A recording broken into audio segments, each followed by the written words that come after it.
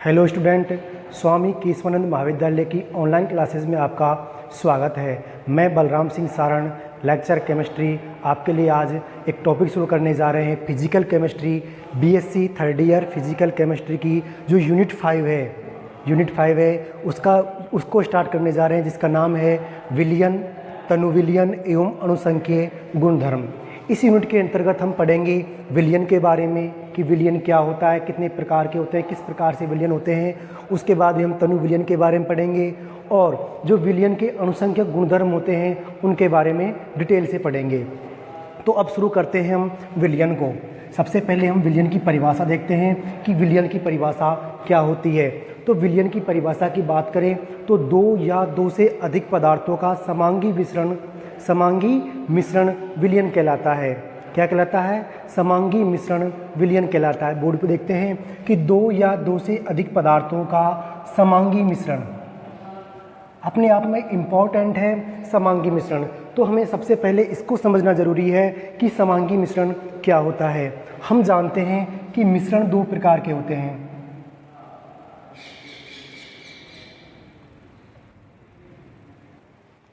सबसे पहले देखते हैं कि हम जब दो पदार्थों को एक जगह मिलाते हैं तो उससे जो बनता है उसे बोलते हैं हम मिश्रण। किसी भी प्रकार के दो पदार्थ, भिन्न पदार्थ ले लीजिए, उनको एक जगह मिलाइए, आपस में मिलाइए, तो उसको बोलेंगे हम मिश्रण। और ये मिश्रण दो प्रकार के होते हैं। दो प्रकार कौन कौन से हैं? तो दोनों प्रकारों को देखते हैं।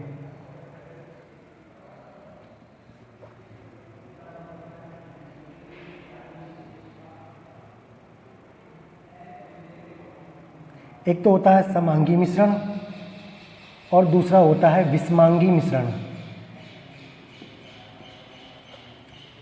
विषमांगी मिश्रण। अब जो ये समांगी मिश्रण है इसको अंग्रेजी में बोलते हैं होमोजीनस मिक्सचर और विषमांगी को बोलते हैं हेटेरोजीनस मिक्सचर। अब ये होते हैं किस प्रकार के, किस प्रकार से बनते हैं, तो हम एक बार इनको बना के देखते हैं। हमने कोई ये पात्र लिए,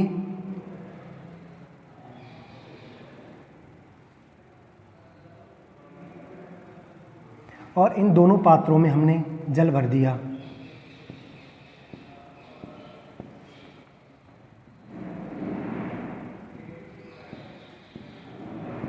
दोनों पात्रों में जल भर दिया।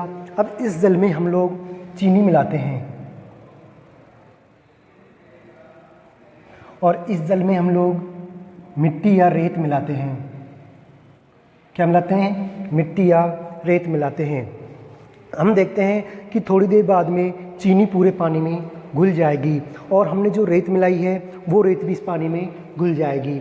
हम क्या देखते हैं कि यहाँ पे जो ये विलयन बना है, चीनी व पानी से जो विलयन बना है, इस विलयन के आप किसी भी भाग को ले लीजिए। आपने यदि यहाँ से लिया तो आपको इसका टेस्ट यानी कि मीठापन समान मिलेगा। यानी कि यहाँ से आपको जितना मीठा मिलेगा उतना ही मीठा ये विलयन यहाँ पर मिलेगा, आपको उतना ही मीठा विलयन यहाँ पे मिलेगा, उतना ही यहाँ पर मिलेगा। यानी कि हम कह सकते हैं कि इस प्रकार के विलयन में, किस प्रकार के समांगी प्रकार के विलयन में जो संगठन होता है विलयन का वो सभी जगह समान होता है। तो हम लिख सकते हैं कि इनका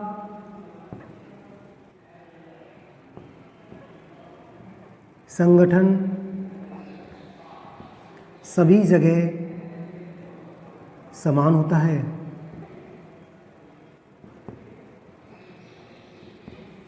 अब बात करते हैं इनकी कि इसमें हमने क्या मिलाई है? रेत मिलाई है। थोड़ी देर बाद हम देखेंगे कि जो रेत है वो नीचे तली में बैठ जाएगी। ज़्यादातर रेत कहाँ पे बैठ जाएगी? तली में बैठ जाएगी। यदि हम यहाँ से लें, इस विलयन को यहाँ से लें, तो हमें इस विलयन में पानी मिलेगा। मिट्टी की मात्रा बहुत कम नगण्य मात्रा में मिलेगी। यदि हम यहाँ से मिलें तो हमें इसमें मिट्टी भी मिलेगी और पानी भी मिलेगा। और यदि हम इसे नीचे से लें तो हमें इसमें मिट्टी बहुत अधिक मिलेगी। तो हम कह सकते हैं कि इसका जो संगठन है वह सभी जगह समान नहीं है। जो ये विलयन है या मिश्रण है, ये जो मिश्रण है इसका जो संगठन है वो सभी जगह समान नहीं है। तो हम कह सकते हैं कि इनका संगठन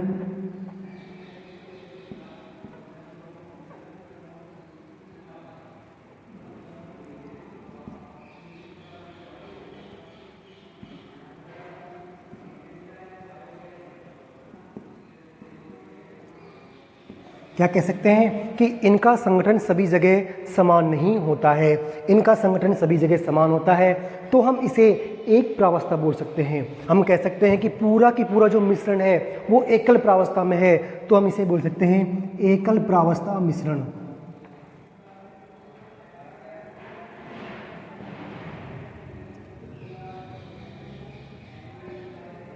अब यदि हम इसकी बात करें तो इसमें क्या होगा, इसमें हमें 3 प्रावस्था मिल रही हैं। ऊपर हमें पानी मिल रहा है, बीच में हमें मिट्टी व पानी दोनों मिल रहे हैं, नीचे में मिट्टी अधिक मिल रही है। तो इसकी जो प्रावस्था है वो 1 से अधिक हैं। हम कह सकते हैं कि 2 या 2 से अधिक प्रावस्थाएं मिलती हैं।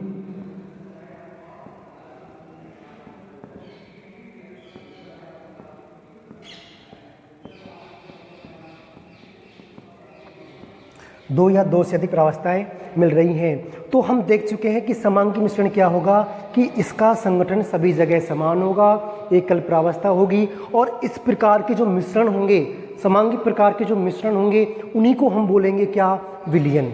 क्या बोलेंगे, विलयन बोलेंगे। तो अब आपके समझ में आ गया होगा कि विलयन क्या होता है। विलयन 2 या 2 से अधिक पदार्थों का समांगी मिश्रण होता है। यहाँ पर हमने एक चीनी मिलाई है, हम चीनी के साथ में इसमें नमक भी मिला सकते हैं। तो कितने अवयव हो गए, 3 अवयव हो गए। कौन कौन से, जल, चीनी और नमक। तो हमने कहा कि 2 या 2 से अधिक अवयवों का समांगी मिश्रण विलयन कहलाता है। अब आपकी समझ में आ गया होगा। अब बात करते हैं हम कि विलयन में क्या क्या होते हैं। तो विलयन में 2 चीज़ होती हैं, एक तो होता है विलेय और दूसरा होता है विलायक। क्या होते हैं, एक विलेय होता है और दूसरा विलायक होता है। अब इसमें विलयन में या समांगी मिश्रण में जो अवयव अधिक मात्रा में होता है, कौन सा अवयव, अब इसमें जो चीनी है, नमक है, जल है, इन सभी को हम मिश्रण के अवयव बोलते हैं। इसमें कितने अवयव हैं, 3 अवयव हैं। तो इन तीनों अवयवों में से जो अवयव अधिक मात्रा में उपस्थित होगा उस अवयव को हम बोलेंगे विलायक। तो हमसे विलायक की परिभाषा पूछी जाए तो हम क्या कहेंगे कि विलयन में वो अवयव जो सर्वाधिक मात्रा में उपस्थित होता है उसे हम क्या बोलेंगे, विलायक बोलेंगे। तो हमने बोर्ड पर भी ये लिखा है कि विलायक जो है वो क्या होता है, विलयन में जो अवयव अधिक मात्रा में उपस्थित होता है विलायक कहलाता है। क्या कहलाता है, विलायक। विलायक कहलाता है। अब विलायक के अलावा जो अवयव कम मात्रा में उपस्थित होंगे वो क्या कहलाएंगे, वो कहलाएंगे विलेय। तो हम कह सकते हैं कि विलायक के अलावा विलयन में जो अवयव कम मात्रा में उपस्थित होते हैं उन सभी अवयवों को हम विलेय कहते हैं। तो विलयन में जो विलायक है वो तो हमेशा एक ही होगा। विलायक कितने होंगे, विलायक एक ही होगा। क्यों होगा, क्योंकि सर्वाधिक मात्रा एक की होगी और वो किसकी होगी, विलायक की होगी। अब इस विलायक के अलावा अन्य जो अवयव हैं जो कम मात्रा में उपस्थित हैं, विलायक के तुलना में कम मात्रा में उपस्थित हैं, उन सभी को हम बोलेंगे विलेय। तो विलेय 2 हो सकते हैं, 1 हो सकता है या अधिक भी हो सकते हैं। तो हम देखते हैं कि विलयन में जो अवयव कम मात्रा में उपस्थित होते हैं उन्हें हम विलेय कहते हैं।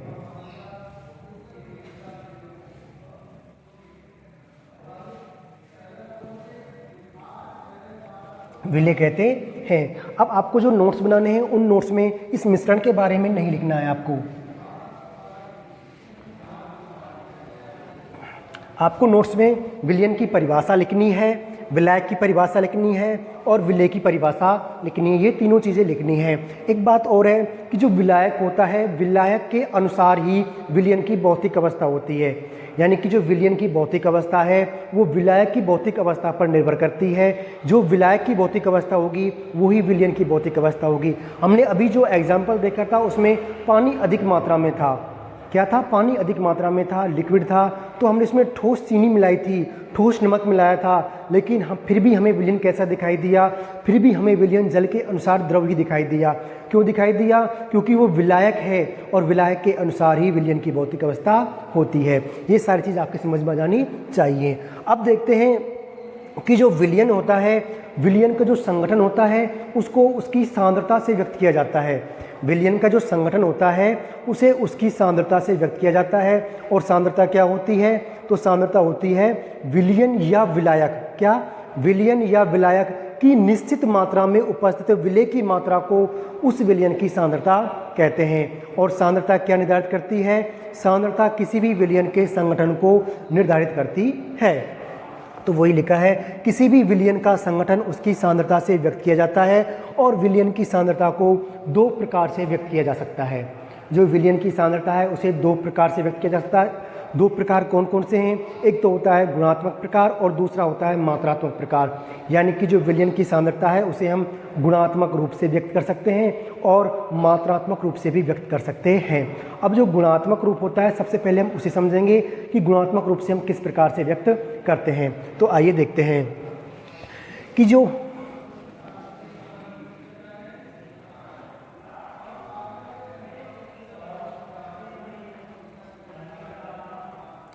हम एक साथ समान दो पात्र लेते हैं और दोनों पात्रों में 1-1 लीटर जल डालते हैं।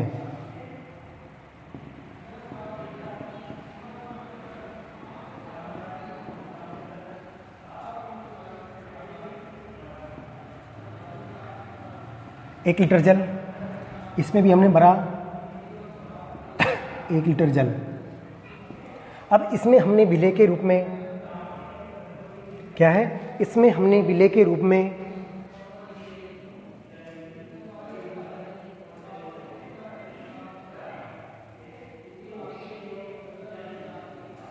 विलेय के रूप में 50 ग्राम चीनी को मिलाया और इसमें हमने विलेय के रूप में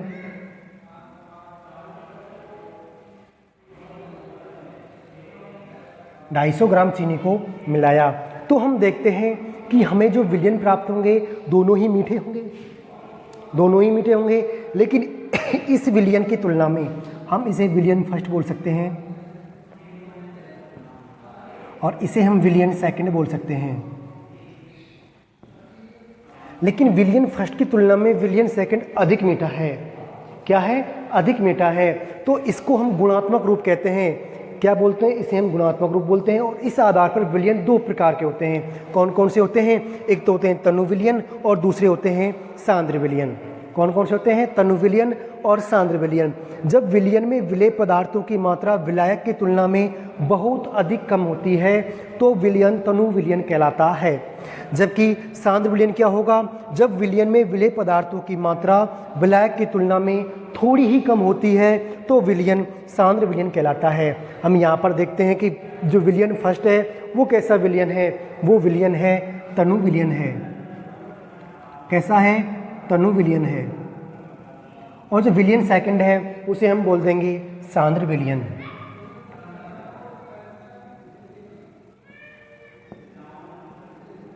क्या बोल देंगे? सांद्र विलयन बोल देंगे।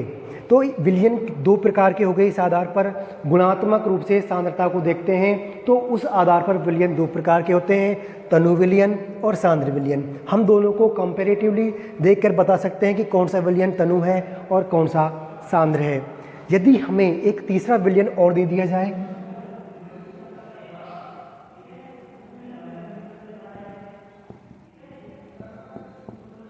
इसमें भी 1 लीटर जल है।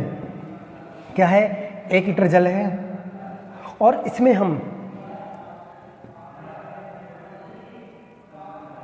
150 ग्राम चीनी मिला देते हैं। कितनी? 150 ग्राम। तो अब देखते हैं हम कि जो ये विलयन थर्ड है,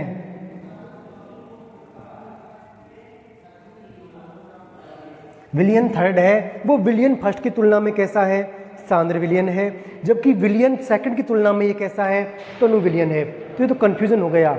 हम कैसे बताएं कि कौन सा विलयन तनु है और कौन सा सांद्र है? इसीलिए इस गुणात्मक रूप से सांद्रता को व्यक्त बहुत कम किया जाता है और इसको व्यक्त किया जाता है मात्रात्मक रूप से।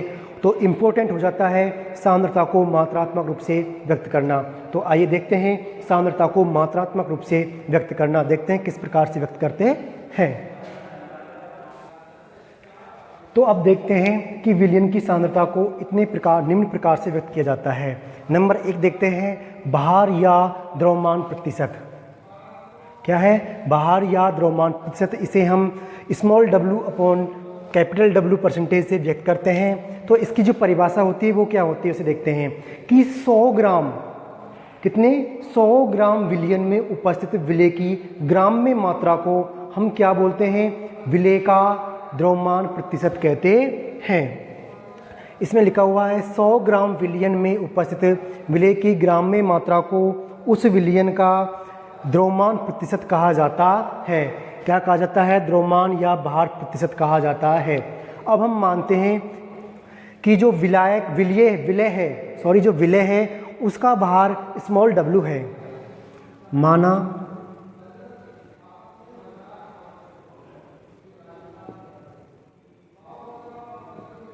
विलेय का भार स्मॉल w है और जो विलायक है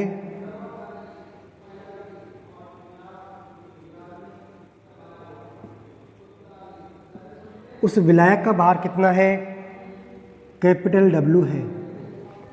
अब हमें निकालना क्या है, हमें निकालना है भार या द्रव्यमान प्रतिशत। क्या निकालना है, भार या द्रव्यमान प्रतिशत। भार या द्रव्यमान प्रतिशत, तो ये किसके बराबर होता है, ये होता है विलेय का ग्राम में भार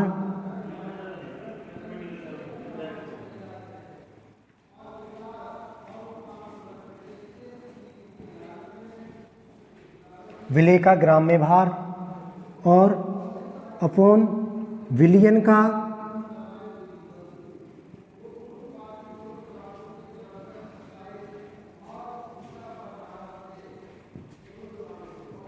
ग्राम में भार इनटू 100। तो ये क्या होगा, ये हमारा भार या द्रव्यमान प्रतिशत होगा। और हम इसे विलेय के लिए निकाल रहे हैं, चूंकि हमने विलेय ऊपर लिखा है तो इसे हम बोल सकते हैं विलेय का भार या द्रव्यमान प्रतिशत। अब हम कहें कि जो विलयन का भार है वो तो हमें दिया हुआ ही नहीं है, हमने तो विलेय का लिखा है स्मॉल w और विलायक का लिखा है कैपिटल W। तो विलयन का कितना होगा, हमने कहा था विलयन किससे बनता है, विलयन बनता है विलेय प्लस विलायक, विलेय प्लस विलायक। अब जो विलेय है उसका भार कितना है, उसका भार है स्मॉल w और विलायक का कितना है कैपिटल W। तो ये क्या हो गया, ये विलयन का भार हो गया। तो विलयन का भार कितना हो गया, small w plus capital W। तो हम इसे यहां पर लिख सकते हैं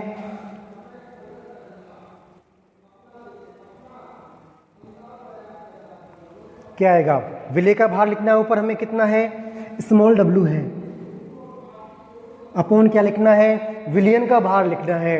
विलयन का भार कितना है small w plus capital W। तो दोनों को हम लिख देते हैं और इनटू 100 कर देते हैं। इस प्रकार जो मान आएगा वो आएगा विलेय के लिए द्रव्यमान या भार प्रतिशत। किसके लिए आया ये आया विलेय के लिए। अब हम इसे विलायक के लिए भी निकाल सकते हैं, चूंकि दोनों ऊपर भी ग्राम में है नीचे भी ग्राम में है, विलेय भी ग्राम में है विलायक भी ग्राम में है, तो हम इसे विलायक के लिए भी निकाल सकते हैं। तो विलायक के लिए क्या निकलेगा, तो हम विलायक के लिए निकालें तो देखते हैं यहाँ पर हमने विलेय के लिए क्या लिखा था, विलेय का भार द्रव्यमान प्रतिशत क्या लिखा था, विलेय का ग्राम में भार अपॉन विलयन का ग्राम में भार इनटू 100। हम इसको विलेय की जगह क्या लिख सकते हैं, विलेय की जगह हम विलायक लिख दें तो ये किसके लिए हो जाएगा, तो ये हो जाएगा विलायक का भार या द्रव्यमान प्रतिशत। और हम इसे इस प्रकार से लिख सकते हैं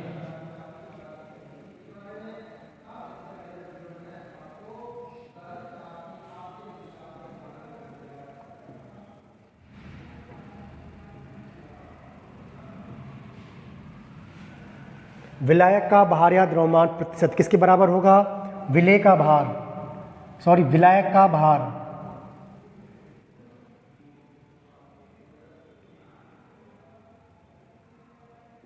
किसमें, ग्राम में, अपॉन विलयन का भार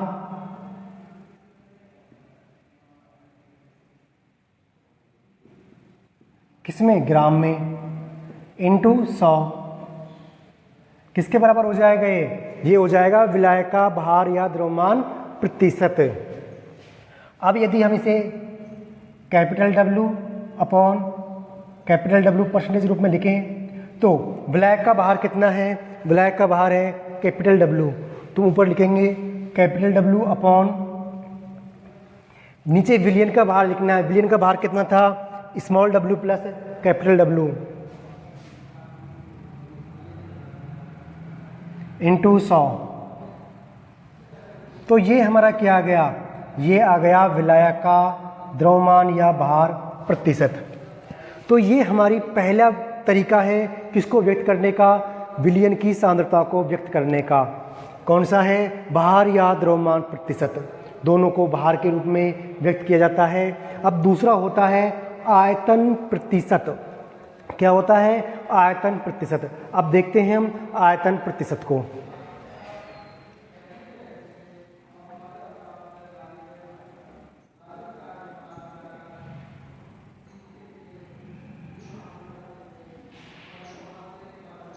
जो आयतन प्रतिशत है उसे व्यक्त किया जाता है small v upon capital V percentage. अब जिस प्रकार से इसकी परिभाषा थी उसी प्रकार से इसकी परिभाषा है, अंतर है सिर्फ यहाँ पर लेंगे हम आयतन और यहाँ पर हमने लिया था क्या, भार या द्रव्यमान। यहाँ पर क्या परिभाषा थी, 100 ग्राम विलयन में उपस्थित विलेय की ग्राम में मात्रा को उस विलयन का भार या द्रव्यमान प्रतिशत कहा जाता है।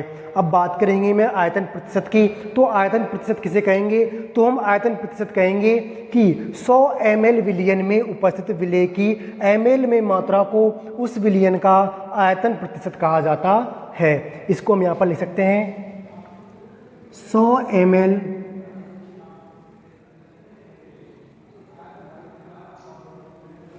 ml विलयन में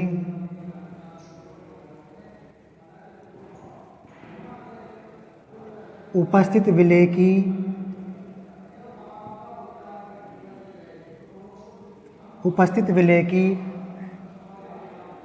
ml यानी कि मिलीलीटर में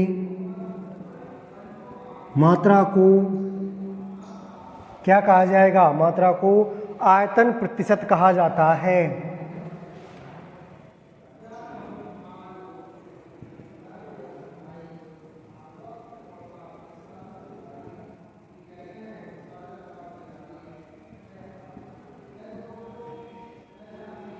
को आयतन प्रतिशत कहा जाता है।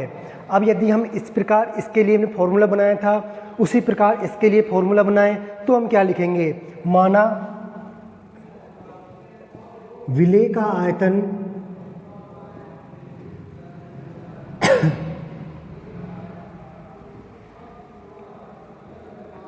कितना लेंगे, विलेय का आयतन लेंगे स्मॉल v और विलायक का आयतन क्या लेंगे, तो हम विलायक का आयतन लेंगे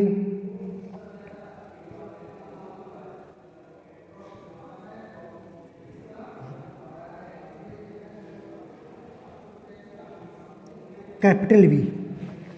तो विलेय का आयतन हो गया स्मॉल v, विलायक का आयतन हो गया कैपिटल V और विलयन का आयतन क्या हो गया,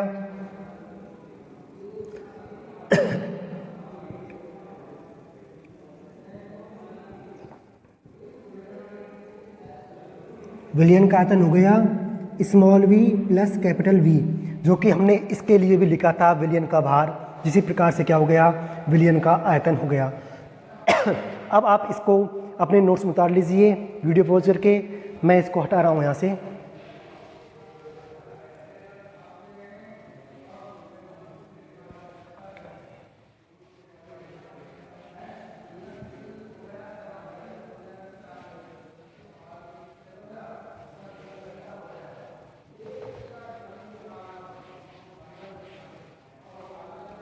अब इसे हम आगे लिखते हैं, तो हम इसका सूत्र लिखें तो क्या होगा, आयतन प्रतिशत बराबर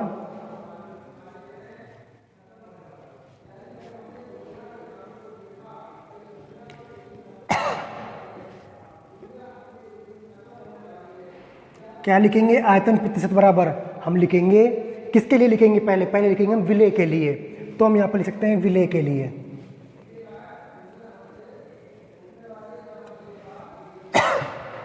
विलय का आयतन प्रतिशत। तो विलय का हमने कैसे लिखेंगे, विलय का आयतन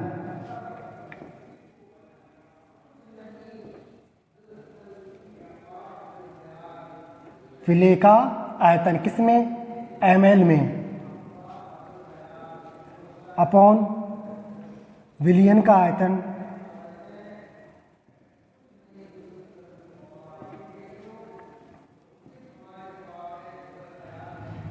किसमें, ml में,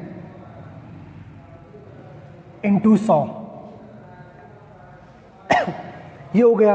अब इसे हम फॉर्मूले के रूप में लिखें तो small v upon capital V percentage. विलय का आयतन ml में कितना है, स्मॉल v है, स्मॉल v अपॉन विलयन का आयतन कितना है, small v plus capital V, into कितना करना है, 100 करना है। और इस प्रकार से हमें ये मान मिल जाएगा, जो हम कहीं फॉर्मूला मिल जाएगा किसके लिए, विलय के लिए, आयतन प्रतिशत का। अब यदि हम इसे विलायक के लिए लिखना चाहें तो कैसे लिखेंगे, विलायक का आयतन प्रतिशत कैसे लिखेंगे, विलायक का आयतन प्रतिशत बराबर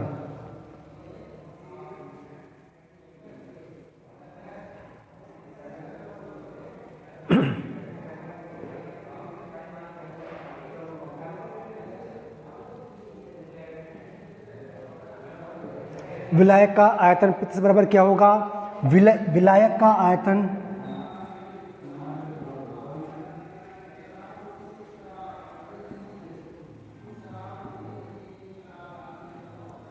विलायक का आयतन किसमें, ml में, अपॉन क्या आएगा, विलयन का आयतन, किसका, विलयन का आयतन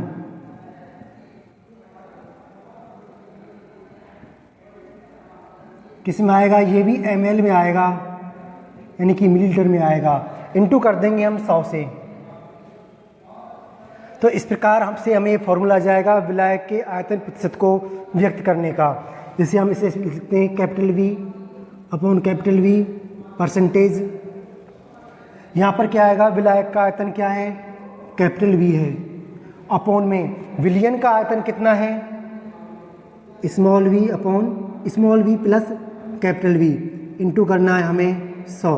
और ये फॉर्मूला आ गया किसके लिए, विलायक का आयतन प्रतिशत व्यक्त करने का। इस प्रकार से हमने आज इस लेक्चर में दो मात्रात्मक सांद्रताओं को व्यक्त किया है, दो प्रकार से। कौन कौन सी, एक तो थी द्रव्यमान प्रतिशत और दूसरी है आयतन प्रतिशत। इसके अलावा भी कई सारी और मात्राएं हैं और सांद्रताएं हैं, उनको भी हम व्यक्त करेंगे, लेकिन वो करेंगे अगले लेक्चर में। तो इस लेक्चर के लिए इतना ही। Thank you.